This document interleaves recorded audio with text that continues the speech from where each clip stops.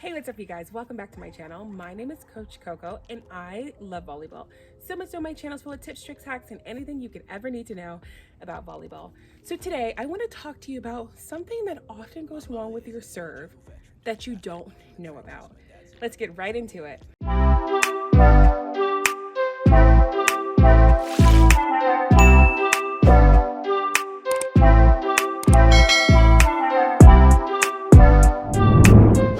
One of the things that you guys always focus on is the serve. Your serve is something that you solely work on by yourself, and it's something that you alone have to work with. So when we're working on our serve, a lot of us keep focusing on our contact with our hand on the ball. We focus on the bow and arrow. We focus on maybe our foot placement. But what's one thing that we don't always remember? Think about that for a second. It is the toss.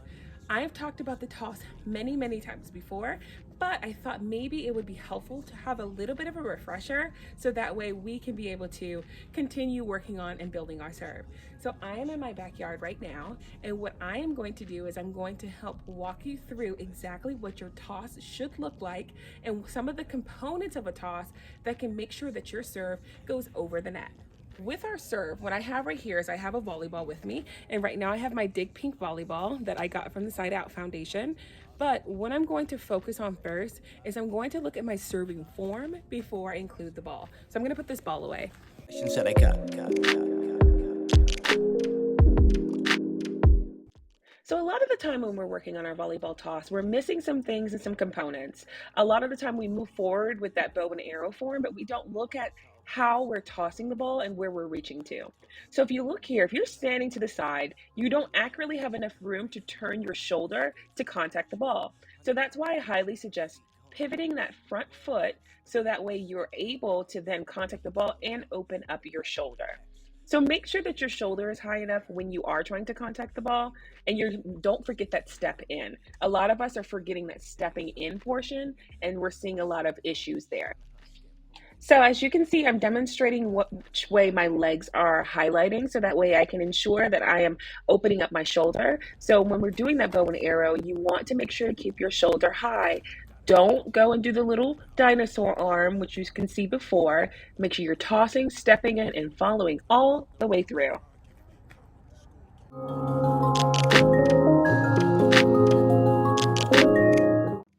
Now, this is something I haven't talked about at length on my channel yet, but it is just as important.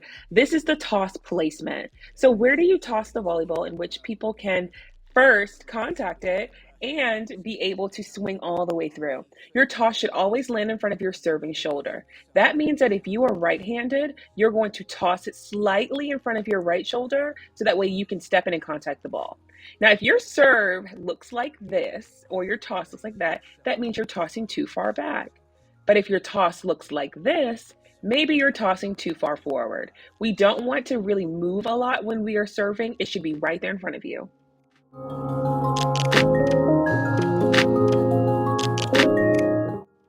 As promised, here are 2 drills that I love using with my players to work on your toss. Put your serving arm behind your back and practice tossing that serve so it will drop right in front of your serving shoulder. You have to practice this to get good at it. It takes some time. I had to do this as well.